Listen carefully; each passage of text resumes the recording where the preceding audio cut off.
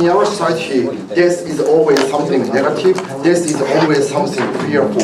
And the treatment that forces you to prolong your life create that kind of value of this. You always suffer from your mental fearness of this. You always also physically suffering from prolonging your life. We say this is not always the fearful. Rather, this can be positive if you can try to find. If you try to find the value of this, if you can find the current your value of life. We are so proud to Sando that kind of value judgment of this. So let's start with my model. Of course, it just supports motion. Like we do not allow any public and also private actor to research that prolong your life, such as an artificial breathing machine or like paying for the prolong the cancer treatment or that kind of thing. And of course, then we do not have to use the budget for like those kind of treatment. We are so happy to use the budget instead of that kind of research. Rather, we are so happy to use the budget for open discussion about the value of this. Such as we are happy to educate the children or have a discussion in the school. What is the value of this? How you think about your this? Well, also we are happy to take advertisement. This is always not fearful. You can find the value of this. This kind of advertisement we are so happy to support. And still, if you have fearful about your this, we are so happy to provide counseling. And we are so happy to talk to you if you still have fearful or that kind of budget. We are so happy to support. So move on. How the society create the negative yes. Do you oppose? Do you oppose self-protection in the case of when you face murder? Self-protection in the case of murder? Okay. It depends on your choice. Like in the case of self-protection of murder, or in the case of the suicide or that kind of thing, we do not encourage you to take that kind of a choice. We don't, of course, refuse your choice. It depends on your body and this. However, we also encourage you, this is not always fearful, this is not always, you have to reject that kind of thing, but you of course, instill your that fear. So, the value of, negative value of this. That kind of negative value of this, such as this is fearful, you have to reject this, you have to escape from this, is created in our psyche. Because this is illustrated as fearful. That is your kind of very subjective value. Because after this, or you after die, you do not know what will happen after you die, and people is likely to just feel fear to you something you cannot expect, such as darkness. You of course fearful, and I'm still be fearful around darkness, or that kind of things. And moreover, say that treatment that prolong your life encourage you to make you fearful, because that kind of treatment, if you just slightly feel fear, like deprive your choice to escape from this, you have the possibility to have fear. The treatment that can prolong your life, that is very easy choice for you to take. Because if you feel fear, that in order to avoid this, you can just take that kind of treatment. Then you might be escape from fear. And also there's the external factor that encourage you to take that choice. Such as family is always far from this, have never considered about the value of it. That kind of people always just push the value of life. Such as said, I'm gonna be sad if you die. If you choose that kind of treatment, you just give up living or that kind of external pressures. That's happen. Then you are forced to take that treatment that's prolonged of life. This is extremely harmful for two ways. First of all, mentally, you will always suffer from the fear of this, right? Because you blindly believe this is something fearful, and you have the time to think invade the fear of death or that kind of thing. You always in the bed. You do not expect how long you can live. You always dominated by fear of death, and also the physical pain doesn't exist. Always, or many cases, the treatment that prolong you is given your physical pain, because that kind of treatment force you to be over your physical capability, right? Because that treatment encourage your physical capability, even the physical cannot capable to accept that kind of treatment. Therefore, as a result, your own hair has gone. Your eyesight will decrease and decrease. You vomit every day. You feel pain every day. Then you lose the dignity of your life, right? You just be like the painful and the fear of this. That is the current situation of your own life, right? Then how we can change the value of this and how we can create the better society for every single citizen. We say society can change the shape of this or value of this. We can put the new value of this, such as this is not always fearful, this is something acceptable, this is the way for you to escape the pain of living or such kind of thing. That kind of new value we can stick on this. That kind of change is taken as one of two ways. First of all, it does occur internally. That means that in your bedroom in hospital, you have so much time to think about why I am living and why I have to die. And then you do not have the choice to escape from life, and still you have incentive to put your something, your value of life or your life of value. You want to find any kind of value you worth living or so forth. Then you put the positive value of this. I'm gonna die.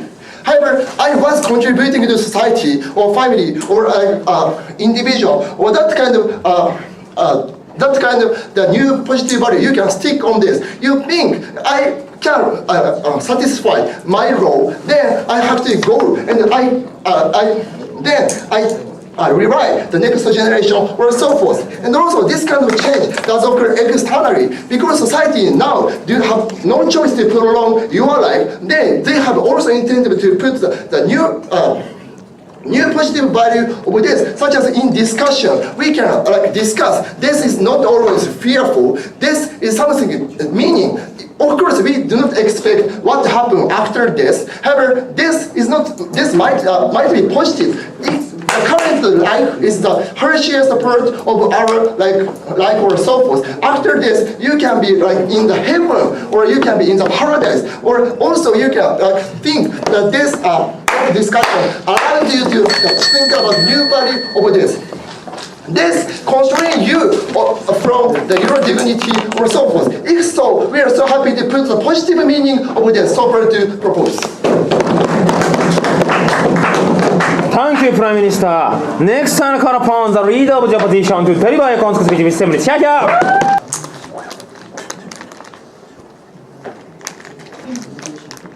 No matter how much society becomes influenced to your own actions, we think it is still legitimate to pursue your own happiness, escaping from the fear of death. We think this is a fundamental action for the human being. Therefore, we think we are standing on the basic human dignity to pursue their own happiness. This is therefore we strongly propose a motion. Before moving to my argument, I have some clarification in our side of the house. The context of this debate is that the technology of the life prolongment is not fully enough developed in our society. Looking at the context of the case of the cancer or terminally ill person, they have to give up their own life, surrendering their own illness. Therefore, this kind of technology in itself is not fully developed in our society. Therefore, the people having terminal illness have this so limited choice in both sides of the house. However, in our side of the house, we can subsidize or we can fund more money to this kind of sector. Therefore, we have much room or possibility to achieve this kind of technological success in our side of the house. And furthermore, in our side of the house, when patients to take these kind of choices, we assume that doctors have confident, informed consent in our side of the house. Furthermore, in our side of the house, every patient have same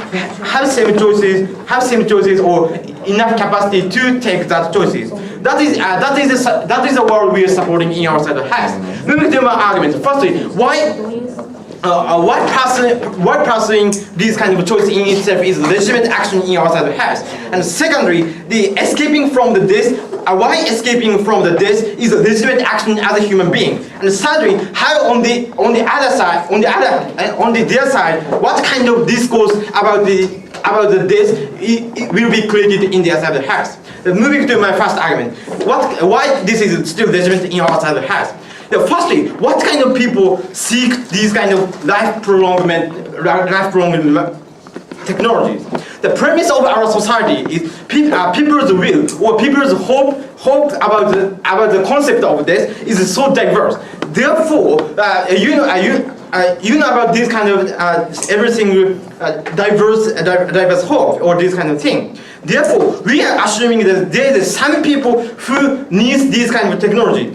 For example, the single parents who fully take care of their children and she or he is the sole basis of that family. In this kind of situation, these kind of parents they feel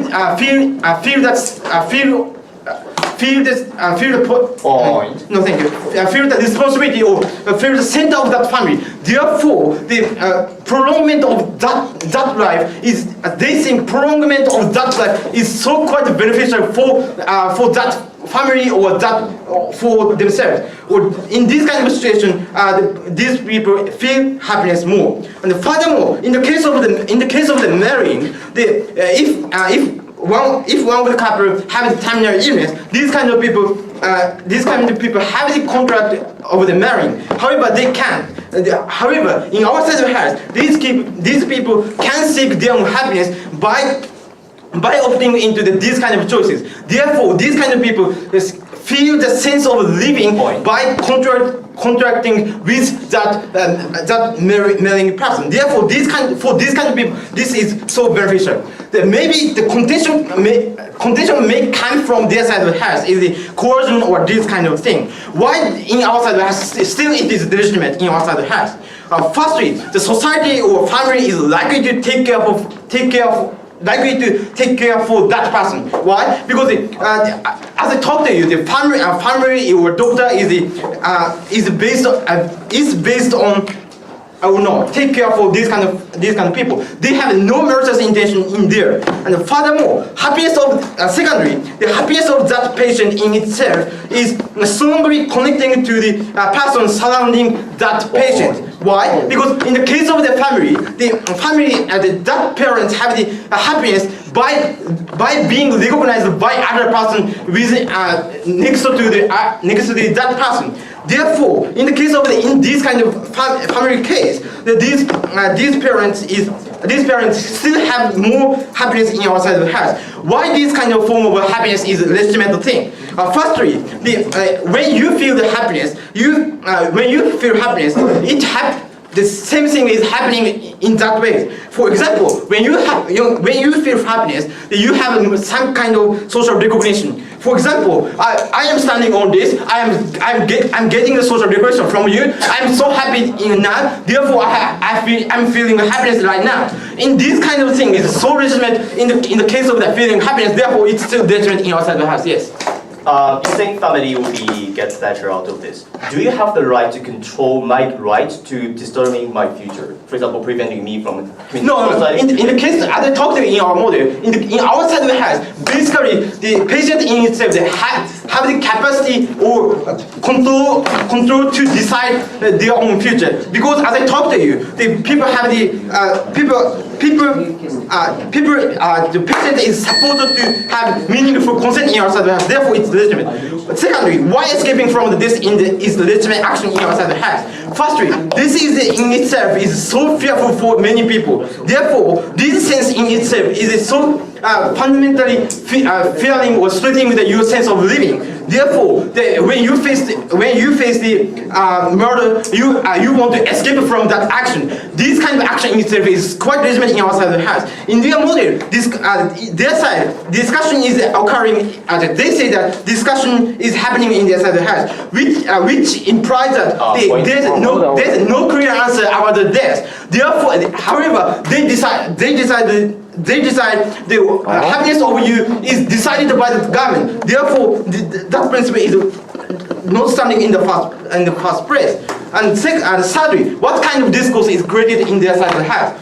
In this side of the house, the choice of the terminal ill patients can take is the only choice of the pain alleviation, which means the people encourage people encourage patients to have the pain alleviation, which means you should surrender your life.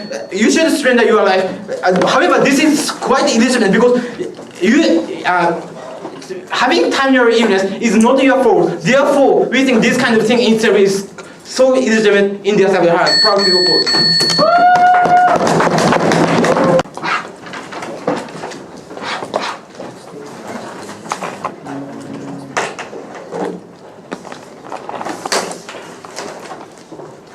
Mr. Madam Speaker, we think that is the ideology that death is steering is something that is artificial. We think the opposition side is only like pushing the burden to the people, the patients, who not only have like physical pain when they have like side effects of like certain medicines, but now they're pushing their the psychological pain that they might die maybe like the next month or next year or those kind of things. We think that in itself is a hell, and that in itself is a torture to those patients, and we think we have to actually liberalize those people from that pain of fear of death. So that is why we're very happy to propose this motion. So I'm going to maybe talk about why it is legitimate for the government to actually push this kind of policy, and I'm gonna maybe talk about why, like they talked about, oh, we have to actually like protect like the free choice of the individual, but we're gonna like doubt the idea that status quo, we are able to have a free choice, and how our side we're able to have like we think, and our side is able to have a better choice for those individuals. But before before moving on to my point, I have refutation to their side of the house. Firstly, he said that, oh, even if people are like forced to, like, for example, live longer because their family wants them to, it's okay because the family loves them or those kind of things. But we don't think that just because you're loved by a family, you're not necessarily in a very happy situation. So even if you like are loved by your family, maybe you want to escape from a living hell. Maybe you are enduring like pain of like side effects, or maybe you are enduring the pain that you might die like next month, and you want to escape from that. And we don't understand why we can just say, oh, those people are happy. We think that in itself is not true at all. You heard that? Yes. HIV is disease to kill you. Do you let AIDS patient, or do you let car accident victim die? Yes. Yeah. So like,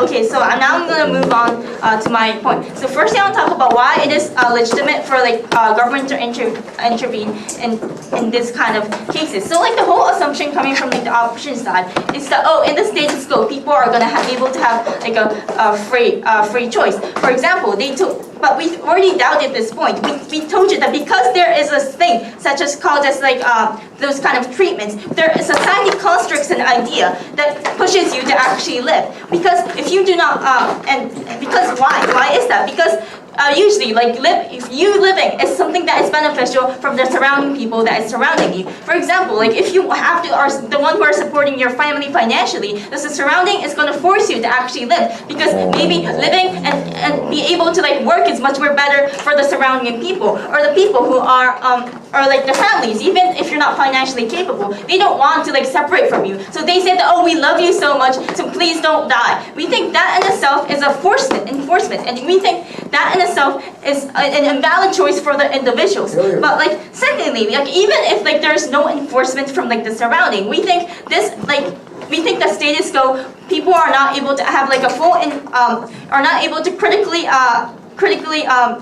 decide what is best for them. Why is that? Because they're not like fully informed of the consequences of death. So because they are not fully informed the consequences of the death, we think they're not able to make a valid like consent in the first place. What do I mean by this? So because like death, because you don't know what happened to death. Because a lot of people psychologically have an idea of like making like a risk minimization. They think that, oh, death might be the worst case, might be like you might go to hell. So because of that, maybe like even if so we think that because they want to make risk minimization, they are forced to actually live because they don't know what death is. And we think that kind of ideology, and you are not really, it is not like a critical or like really informed choice. So that's why, like, because you don't know what is gonna happen, you're gonna imagine things are gonna be bad. So you're made to enforce to like escape death in itself. And we told you that, listen, because society constructs an idea that like death in itself is something that is scary,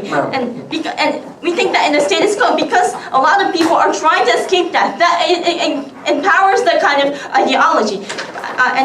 And we think that is something that is bad. We think that if we take this proposal, we think people are going to accept death, and it's a part of life, and we are able to construct an ideology that death in itself is a part of life, they did it as natural. And we think that they said that this is illegitimate because this is sometimes scary for some people, but we think that like that is artificial made ideology. That's why certain religious people, they don't care about dying because they think that they will go to like heaven. We think that if you shape your people to actually accept death as something that is a good thing and part of life, we think that the harms that the opposition side have arisen is not something that is existent in the first place. Yes. If you can never truly know what happens after you die, how can you ensure that in your paradigm you get informed consent? So firstly, like we think that people like overwhelmingly like think fear of death. That's the nature of human being, because like death, you don't know what is gonna happen. That's why people imagine things are gonna be bad. We think that's the nature of death. That's why people are scared of darkness, because they fear that maybe there's a monster or some criminals align you. We think that kind of like psychology of human is shaped. So we have to actually push a narrative that like death in itself is something that is not good. And we think that they just say that like we think living is good, but we think living in itself is as a lot of times very painful.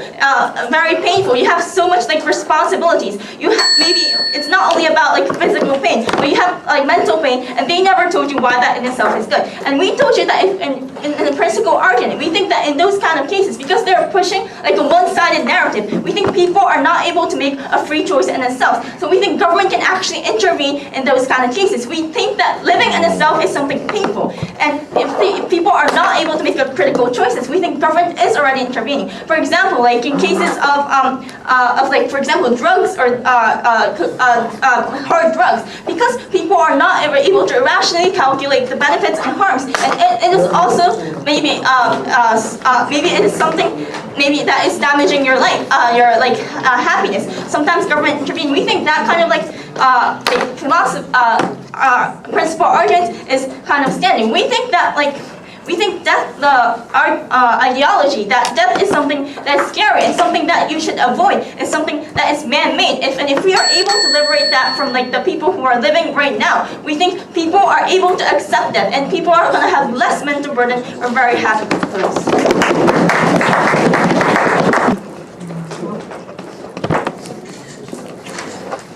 The contention from the open ground is that because pain is something that people want to avoid, right? The question is here, why they can't deny the existence of people who feel pain for short term. We think the pain of the people going to feel is something visible and subjectively decided for the state and objectively decided for state people. Therefore, we believe you should take neutral stance for both kinds of people. You should not decide the artificial creation of the idea. We think that is the problem we think. And also, in other house, the more less problem will happen. What do I mean by that? Because government is going to actively create the artificial ideology against this conception that we think the other people are constrained by in other house. That is the problem we opening opposition stand for. We're very happy to oppose this motion. The two quick rebuttal to the opening government. In the first place, we don't recognize the existence of this today's research for the life prolongment is not absolutely fundamental, only called support such narrative today's open ground has saying that. There's many pictures, there's many films that which glorify the long life for so on. In that kind of sense, in the first place, open ground failed to establish their own problem solution method in the first place. And second of all, I'm going to integrate this about the thank you. So from this leader opposition, I'm going to provide you two things form of speech. Firstly, I'm going to explain you what is the problem of the artificial creation of disproportionate ideology in the outside of house, and because second of all, because they started opening government that actually lose the very comparative perspective, they are completely dismissed in the outside of house. We are going to provide a comparative metric and comparative perspective by the outside of house, rather we can mitigate such dominant social narrative, the infringement of the people's bodily autonomy. The first thing I'm going to talk about the artificial creation of disproportionate ideology. Why it's so political? The first thing is that for the state should not actively create the ideology, especially on very controversial issue. As my partner has already told you, there's many value. Of course, not only open government has saying that there's people who want to live longer life, right? That itself is also legitimate, as I have told you, even in the metric of the pain. So in that kind of sense, the state should not actively decide which should be prioritized. No, thank you. The reason why state message is so harmful is because state seem to represent the social opinion, right? Because state is a representative of state or population, if state send message something about the very controversial issue, people think that this message maybe represent a social message, right? As a kind of sense, what kind of people are going to think? What kind of people are going to think? For example, if people want to live a longer life, right? However, there's a message from the state, you should not live the longer life. Your life should be shorter because your pain is so huge, right? In the kind of sense, for the people who want to who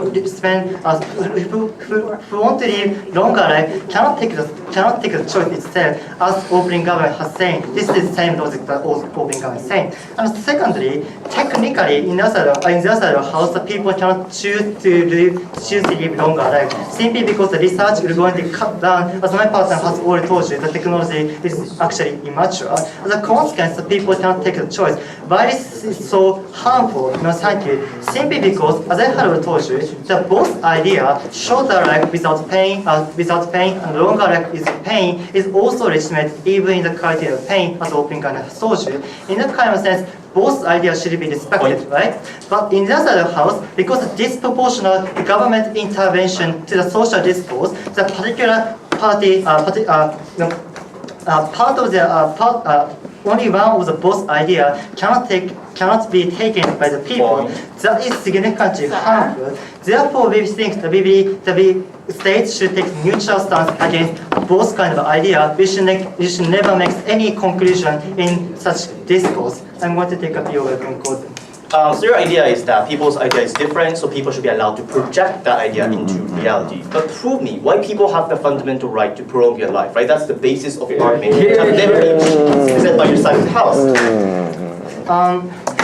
So we of course think that people have the right, simply because people have their own. People can have the right to decide what is their own life and what is the ending of their life. Of course, the idea to this side of government has saying that without pain, the painless life is beauty. That is also a legitimate idea. But in the first place, the point is whether state has the right to decide the people's life itself, right?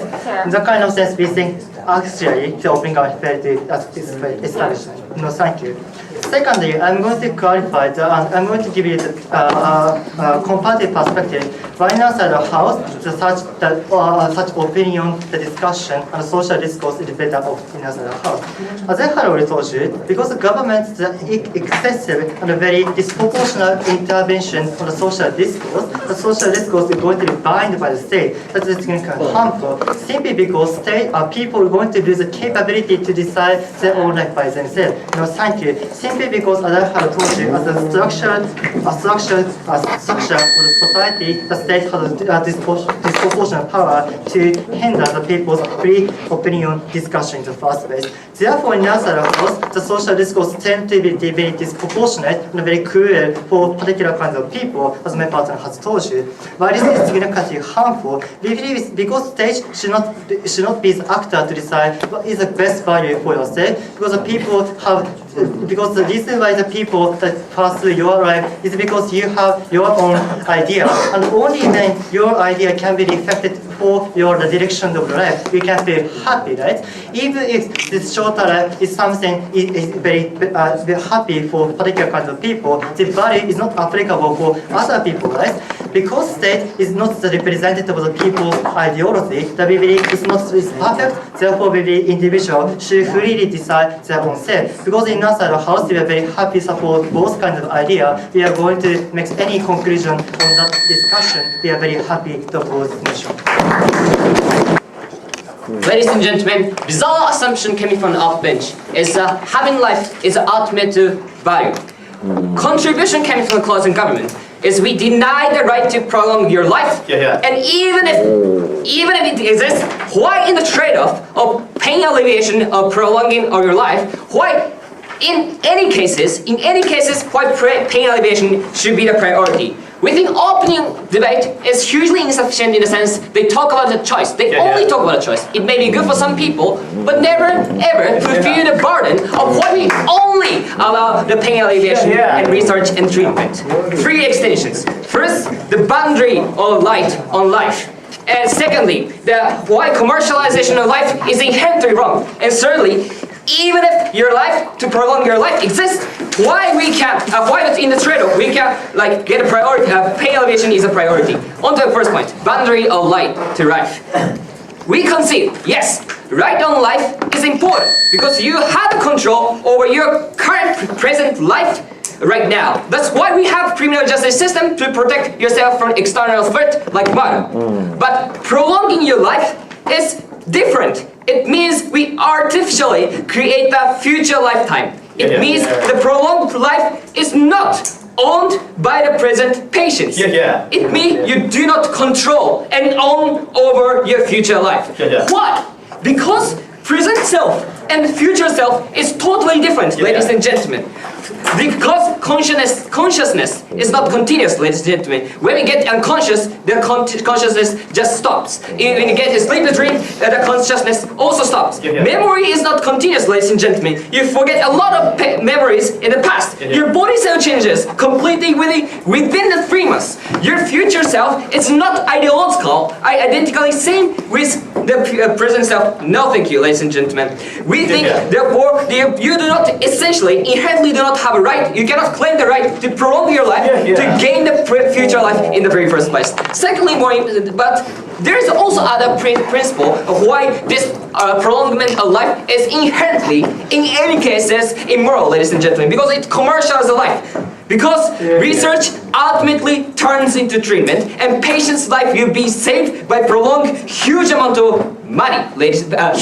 Patient saves by paying a lot of money. It means treatment, research is exchange between lifetime and money, ladies and gentlemen. Why is this problematic? Because this exchange, this exchange implies the notion that life can be commercialized. No, thank you. The value of life can be quantified. The value of life can be compared with others based on price tag on your body, ladies and gentlemen. We think it means they put the inferiority and superiority on different peoples, on different lifetime, ladies and gentlemen. We think that's fundamentally problematic, and where states comes into intervention. That's the reason why the organ sales for profit is prohibited, ladies and gentlemen. That's the reason why the many states ban the slavery, because it put the inferiority on the body of people and life of people. We think in this principle justification fulfills inherently the life prolongment in any cases is immoral and something we should stop. Close. If I eat a salad for dinner, I'll probably live longer because salad is healthy. Am I banned from buying salad for dinner tonight? Well, that is not something like analysis is substantial. So first, let's on to a third argument. Even if let's get on the best case scenario coming from the opposition bench. Even if you have a right to prolong your life, why in this particular trade-off of life treatment and the pain alleviation, why pain alleviation is a priority? OG just said, there's a fear of death, individual rush into the treatment. But Extension coming from the clause in government is considering the system and dynamics of medical research and treatment. That extent of trade-off is hugely significant. That more nuanced arguments. Because society fears this means investor also fears this and more likely to invest their money to the research of life prolonging treatment. Society fears this means professors and people in academia also fear this, and research for life prolongment more likely to be done and get higher reputation and applied to more prestigious journal like Nature. Society fears this also means stockholder markets also fears this, and there's a high demand for this prolonging treatment. Therefore, pharmaceutical company can more likely to make a hugely amount of profit if they research and develop the life prolonging treatment. Therefore, there's an inherent imbalance between the life prolonging treatment and pain alleviation. If you look at the reality, we still use a morphine, the very, very primitive technology, even in the 21st century, ladies and gentlemen, to alleviate pain. Therefore, there's an inherent power imbalance within this case, this trade-off. Why this extensive trade-off thus problematic, ladies and gentlemen? Because it's said, as I all told you before, the life prolongment is inherently more immoral. Moreover, we say, ladies and gentlemen, there is a different moral distinction between pain alleviation and life prolongment, ladies and gentlemen. When it comes to pain alleviation, it just states protect your negative light, states save the citizen from external threats like diseases. However, when it comes to life prolongment, it states just follow the desire and ask on some privileged people, I do not want to die. We think this is fundamentally problematic. Why we need to prioritize pain alleviation in this particular trade-off? Three reasons. Firstly, in this trade-off, if this trade-off implies you prolong and gain more future self and future life at the expense of the pain of other people, this is fundamentally immoral. Secondly, we have to recognize in reality this life prolonging treatment, like anti-cancer drug, anti-chemotherapy drug, is hugely expensive. Therefore, the accessibility is hugely limited to the particular groups of people. We think in the rich people can only have access, but poor do not have access to. We think it also implies the different tax prices of life. We think it's also fundamentally immoral. Certainly, more importantly, we have to recognize here is certainty of benefit is hugely different. Opening opposition just decided people are going to say, and it's a miracle word. However, the reality is you cannot completely cure your cancer even when you go through the surgery twice and 3 times whatsoever, ladies and gentlemen. Certainty of benefit is hugely different. However, when you inject the pain alleviation, you inject your painkiller, you can, for 100% sure, to escape your pain, the tormenting pain that destroys your basis of your life. With this certainty of the benefit, it is something we should account for. Ladies and gentlemen, pain life prolongment is inherently immoral, and moreover, in this trade-off, we show the priority, we definitely and clearly to display. Ladies, thank you very much.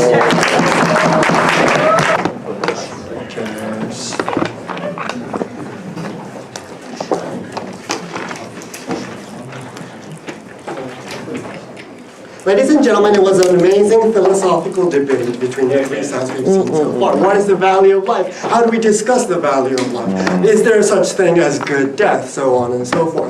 The issue is, when we take this motion, it deprives of our ability to do that. At the point in which you cannot prevent a baby from dying of mumps, you deprive that individual baby's ability to even consider what is happiness, to consider the value of life, to consider, is it even worth it for me to live or die, and you let that baby die on its own. We say that if we're going to protect choice and exploration of value of life and death, as the opening slide says, we should at least provide an area to do that. This motion does not do that. We're very happy to oppose. Okay, I would like to talk about several things. Number one, how medical research and treatment prevents us from dying before we can even come to that discussion. Secondly, how this policy deprives that baby or individual's ability to make that choice. And thirdly, I will talk about the birth lottery in the sense that how this deprivation of choice and morality is especially repugnant when it comes to the poor. Sit down. Okay, let's look at our model, right? Because we're not denying choice, we're not denying the fact that death may be something. As the opening said, it may be a choice. So what do we do on our side of the house? We educate people about it. Maybe death might not be an absolutely bad thing. We also do counseling if they are irrationally fearful of death, right? That's something we can do on our side as well. They talked about, so the main case coming from opening opposition was, they're scared of death and it's an irrational fear, so we should make sure that we allow people to take death. That force people to die in the case that they get AIDS or something like that, right? The one point here is I'm scared of living, and it's probably an irrational fear, right? Because we have to recognize that the concept of life and death, is there a God? That sort of metaphysical philosophy is uncertain, is irrational when you think about it, right? At the point in which that is the case with anything when it comes to that, you can't arbitrarily force that upon an individual, because with the same logic coming from OG, you can force people to live forever, right? Sit down. Secondly, we got from the closing up of government that people don't have a right to live because, you're adding your life, you're adding extra years onto your life by doing something, right? You don't deserve that. Firstly, we say that any sort of action that you take has a probability of adding years onto your life or taking years onto your life, right? We have to recognize that every single life choice will have an effect on your body, on your prospects, and socially and environmentally. We say that at that point, and because honestly speaking, as they said, AIDS, the cancer treatment is not certain, right? It is also uncertain whether that salad will make me live 20 years longer, right? So we can't put certainty or we can't put efficacy as something that distincts this side from our side. Secondly, no, thank you, we say that any disease is an external threat, right? Because bacteria, viruses are in and of itself something independent. They may be life forms like viruses, fungi, those sort of things, right? So we can't really say that they're not external factors, right? As they said, when you get an external body like a virus into your body, you have the right to get that out of your body, to treat AIDS and HIV, that sort of thing, if you take their logic of the ability for you to defend yourself from external factors. No, thank you. Okay, I'm going to move on into my substantive speech, which is looking at the practicality of this. All of this is pointless when you can't live. Let's look at things, right? Natural causes. We have to recognize, ladies and gentlemen, that we can't see it, but medical research and treatment is doing amazing things right now. At the point in which influenza changes its shape every year, at the point in which new diseases come up, especially with the advent of globalization where people interact with each other, viruses, fungi, they travel to different environments and mutate, we have to make sure that we keep up to that progress of viruses. This is the reason why we say antibacterial medicine needs to be updated now, because many bacteria are developing to the treatment that we have right now. At the point at which we stop medical research, all of that permeates in the world as we know it right now. So even if we can cure, let's say, a cold right now, it will probably be the case that colds will kill you in the future, right? Secondly, we have to talk about babies, right? Babies are given lots of vaccines when they're born, right? You get the MMR, you get lots of sort of things. This is precisely because in order for the baby to go past year 1, you need to make sure that the baby can survive against the many attacks that the body receives, especially because the baby is vulnerable. At the point at which you stop those treatments, the baby is definitely going to be very vulnerable to those sort of diseases. I'll take you later. Secondly, you have to recognize that there is a sort of birth lottery effect, instance in all of this. What do I mean by this? For example, me living in Japan, I don't have to worry about the Zika virus. But people born in Brazil, people born in an unsanitary, clean condition, or people born in a specific region, right? These people are more likely prone to death, right? What does that signify? It means that death or the value of life is different upon region or upon sanitary condition, right? That's worse inequality than what the closing government has said. I'll take you in 15 seconds. Okay, secondly, moving on to man-made causes, right? Because we do have accidents, we do have wars in the world. We can't be certain, it is certainly a fact that these people will die. The point here is that when we're talking about accidents of wars, these people didn't choose to die, meaning they probably didn't have the preparation to die, which means they didn't... Take one. Okay, so you said that you are able to erase birth lottery, but in our side, even if a person dies in 1 year old, that person is able to have a happy life because No, when you're a baby, you don't know what is happy. You need to interact with individuals. You need to have morality in order to understand that your life is happy. If you're protected anything, like if you're trying to say irrationality is bad, you should probably get that baby to be rational before the baby makes that decision, right? I don't get their stance. Moving on, what happens if we take this motion? Number one, you don't get MMR when you're 6 months old, the MMR virus vaccine when you're 1 month old. You don't get saved when you're you haven't decided what you want to do in life and you get run over by a car. These sort of things show the impact of this is that the value, like whatever happiness that individual can get that is being debated by three corners here can only materialize when you have a sort of leeway, a sort of vehicle in which to make that consideration, and that's only possible if you live, right, ladies and gentlemen? What have I shown you today? This debate, this round is pointless without life to make it worthwhile. Thank you.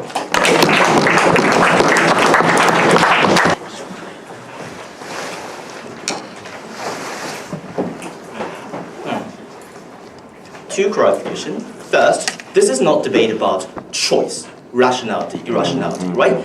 This motion have to deny every single cases of like prolongation, right? It means a burden on the government side is to prove in the best case scenario for opposition side, where we have to still take this debate. That's why unfortunately opening have died. Second of all, opening opposition's argument is listing to an assumption that well people's opinion is different from the state.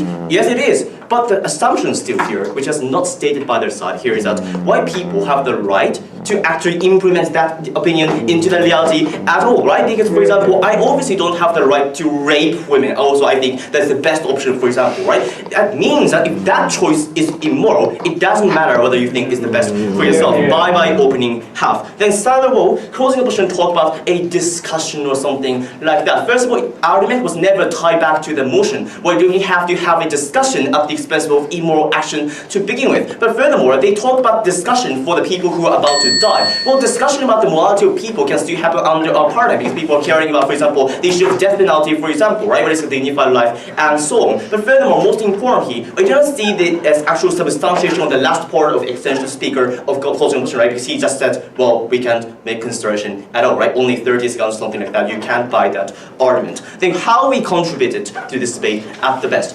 First of all, we crack down the very assumption from opposition side. There is to say people have the right to prolong your life. Right? There is a distinction between right on your present life and right to prolong artificially prolong your life. But second, we have told you that this action is immoral in many perspectives, right? Let's clarify that. First of all, this is a direct trade-off. All of these researches, whatever the form it is and treatment it is, that is actually initial trade-off between the money and life, right? That's why we think this is problematic, because we think life should never be one which is quantifiable and comparable to other people, because that's what we're talking about. For example, right on life is important. If you think right on life is important, maybe they agree that right is equally important to everyone, but they're going to prioritize, for example, because they put price tag on the life of people and make it possible for us to compare the value of life, or they only prioritize the rich people who have accessibility to life prolonging, very expensive life prolonging treatment, right? But furthermore, we have told you that there is a trade-off between this life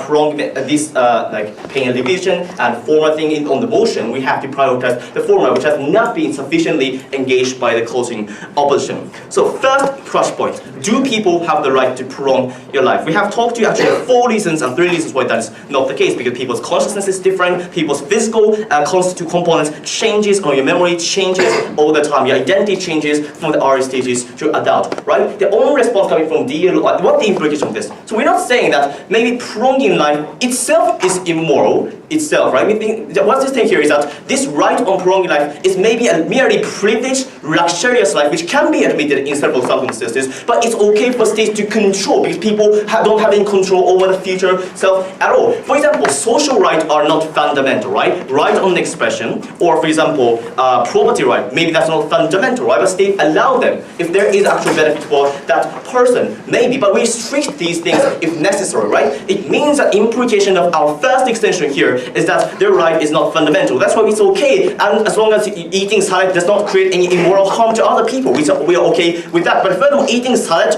well, the actual intention of eating salad is just satisfying your appetizer, right? It's not about prolonging your life. There's completely different between that analogy to the life prolonging treatment, which specifically intended treatment to prolong life. No, thank you. But furthermore, even in the case of salad, for example, right, we have a redistribution system, right, to be able to allow the poor people to have actual food and actual nutrition, right? And that's why the analogy doesn't make sense. Second of all, the contention was that, well, like for influenza or something like that, no, thank you.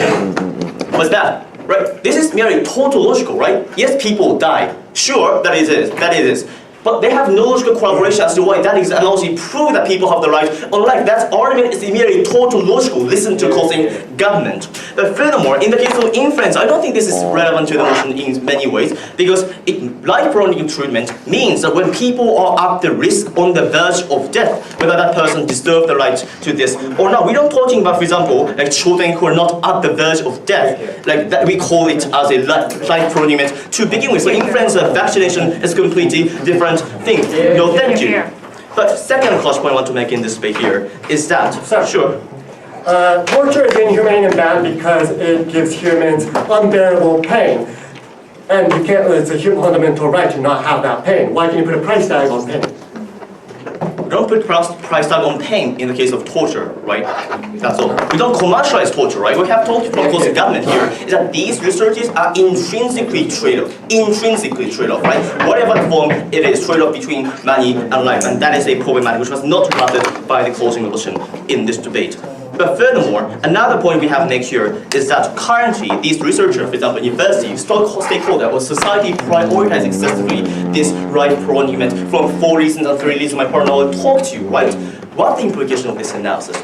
It means that there are several circumstances where there is a trade-off between pain alleviation and life prolonging treatment between different people, between different social groups of people, right? First of all, causing member of questions said, well, is everything uncertain? Maybe, but the matter of the thing is the extent of that certainty, right? When I take, for example, pain cure, it's sure, for example, with 80% or 90%, I can get rid of my pain there. As for like life prolonging treatment, well, it takes like 2 surgery, 3 surgery, 4 surgery. I don't know, right? But there's so many patients who actually eventually die even after going through many of these life prolonging at all, right? The assumption from Boston side here is that these people will be happily ever after once taking this option and so on, right? Which is not even logically analyzed by their side of the house. They just assume that this technology will save people's life. They need to talk about that, and I think opposition is too late to do so, right? On that comparison, we have talked to you. There was three metrics in this debate. First of all, the accessibility, right? Only rich people have access to this very expensive life prolonging treatment. But second of all, there is a matter of certainty there. But third of all, we have talked to you that this pain alleviation is for the people who are suffering right now, right? In comparison to the potential benefit of the future self of some other people, right? Let's clarify our extension because I don't have anything to talk about anymore. First of all, we deny the assumption that people have a right to prolong their life, right? And also, it doesn't mean you cannot eat salad, right? There's a clear distinction there. As I talked, you have to buy this idea as a judges. Second, we have talked to you, this is immoral in many perspectives. This is a trade-off between money and life, and there's a trade-off between the poor and the rich, and trade-off between the pain alleviation and life prolonging. We don't think you have the right to prolong your life at the expense of the poor people and for suffering people from the torture by their own diseases right now. This is immoral. Let's see you in Inside Final.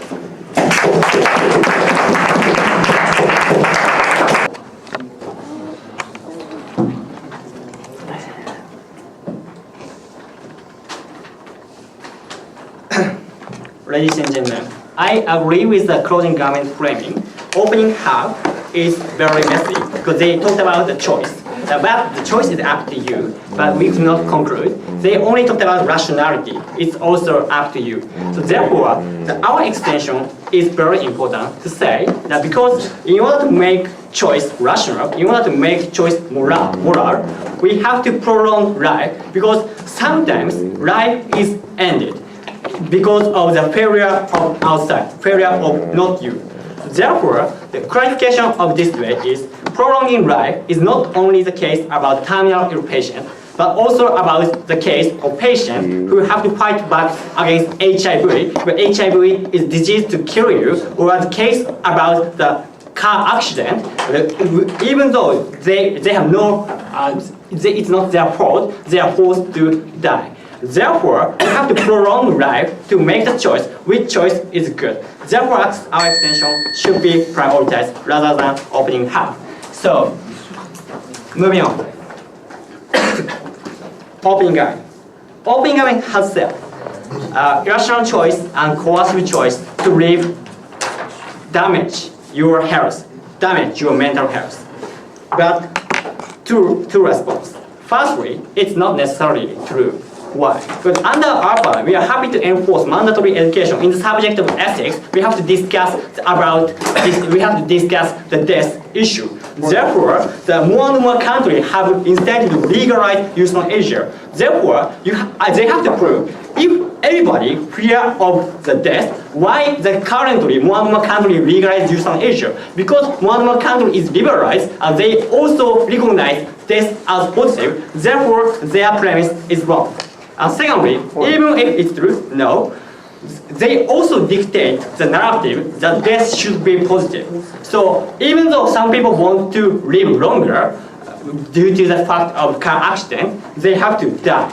Even though, therefore, they don't have any justification why in order to promote death should be positive, why you also ban the choice of the other people. Therefore, opening government should be forced. Sorry. Secondly, the closing government. Yes.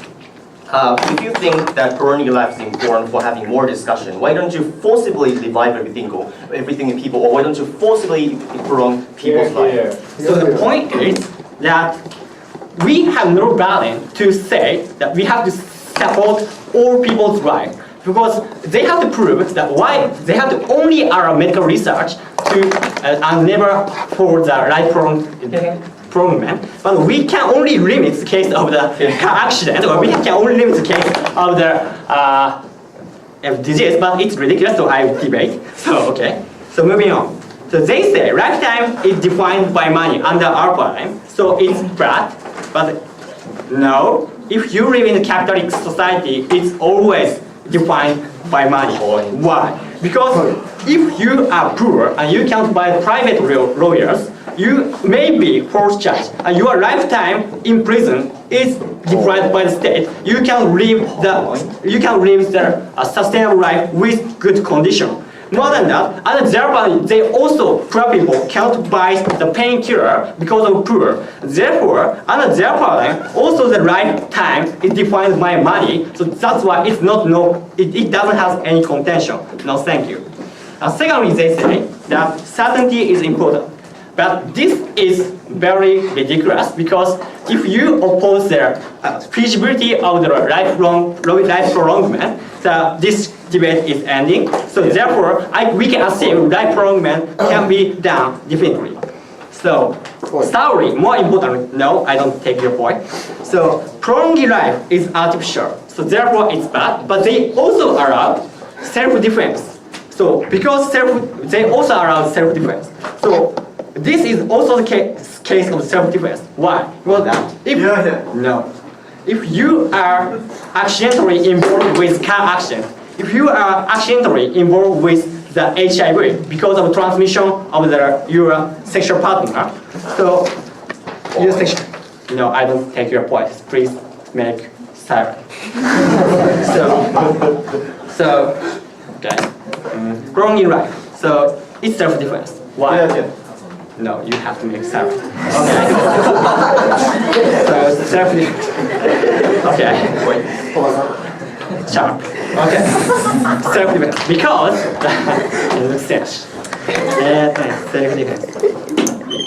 So they talked about that prolonging life is artificial and it's immoral.